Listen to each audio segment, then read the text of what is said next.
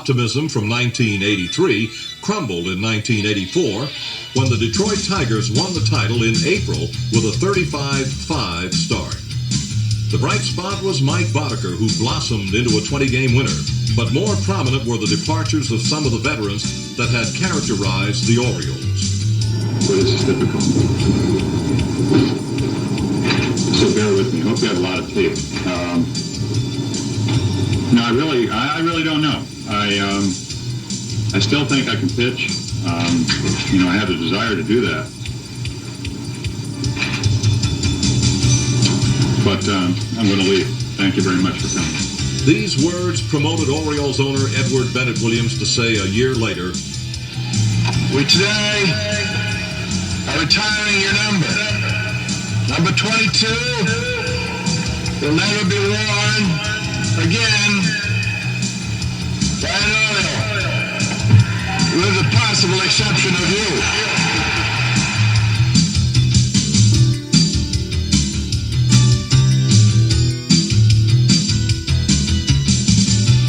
You never know, do you? The loss of talented veterans put a stress on minor league systems that couldn't bear the strain. As a result, the Orioles had to shop in the high-priced, high-risk free agent market. The Birds couldn't buy a pennant, but Fred Lynn, Lee Lacy, and Don Ossie did provide memorable performances. Lynn's heroics were delightfully dramatic. Think back to that weekend in May of '85 when the Orioles played the Minnesota Twins. Again, Davis throws. Curveball, there's a long high drive. Deep to right center field. Back is Brunansky. It's all over. A home run for Fred Lynn. And the Orioles have won it. Then the next night. Herbeck holding Murray at first. Wardle from the belt delivers. Swinging a high drive deep to left center field. Puck it back. Back to the wall. And it's gone.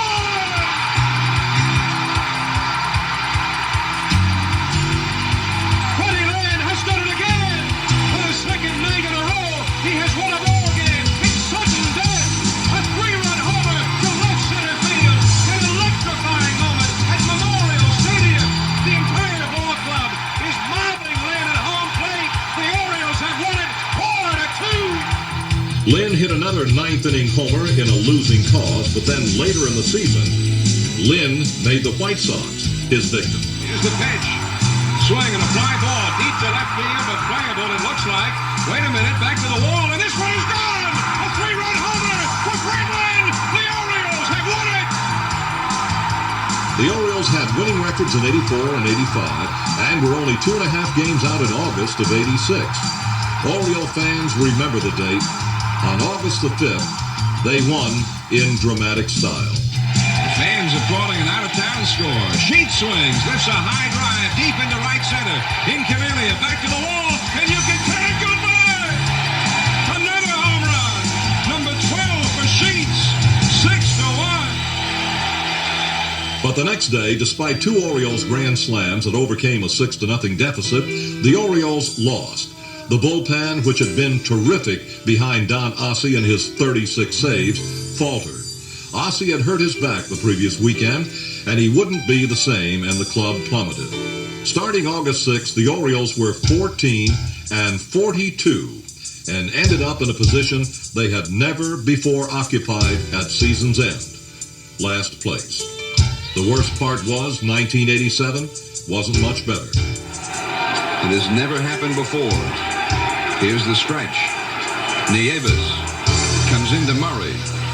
There's a fly ball right center field. Could be trouble. Yount is racing. Still going. Dive! He caught it! A tremendous catch by Yount. Diving headlong to his left. He's up. He's held it. A no-hitter for Nieves. And the nadir came, of course, in 1988. But even the 21 straight losses to start the season provoke a fond memory. One of the greatest nights in Memorial Stadium history occurred May the 2nd. The Birds limped home 1-23. The sight was shocking. To support their heroes when they were so down, 50,000 Orioles into the stadium, and what an inspiring night it was. That was the day that two major construction efforts began. Now the announcement is as follows. Stadium agreement reached.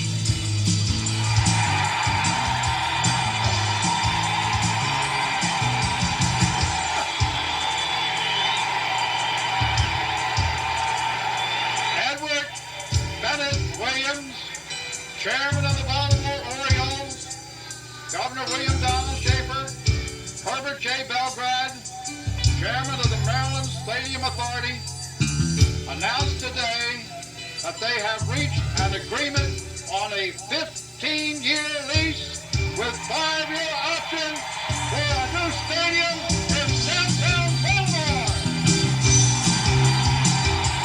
The new ballpark was one construction effort. The other was more delicate and more difficult.